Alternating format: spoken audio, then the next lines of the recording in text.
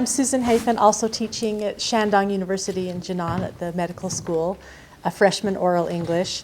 And I began one activity by using some words on giving directions to our students, and then asked for a volunteer. Had a young man come forward, put him close to the door, and blindfolded him. Had him step out the door while I placed a small bowl of candy in the room, and then opened the door and gave him English directions. Walk 6 steps forward. Turn left. I could have whispered because the class was so quiet, and guided him to this bowl, and then place your hand out in front of you, a little higher, a little lower, to the left, to the right. When he touched the bowl of candy, the class burst into applause.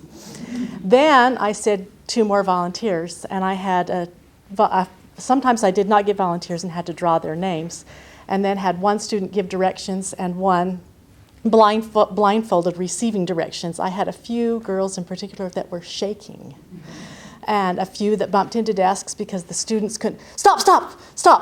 Well, I think of what to say, where to have you turn and where to go. And then at the end, there's 2 pieces of candy, one for the direction giver and one for the receiver.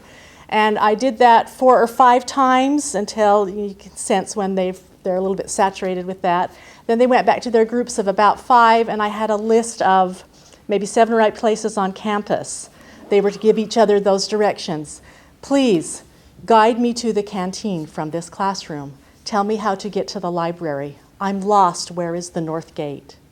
And they had to give those to and then I went to each group and asked for one person to tell me, how do I get to the canteen from here? And I mentioned this activity because during our oral finals, I had a handful of students who said that was the most confidence-building experience of the semester.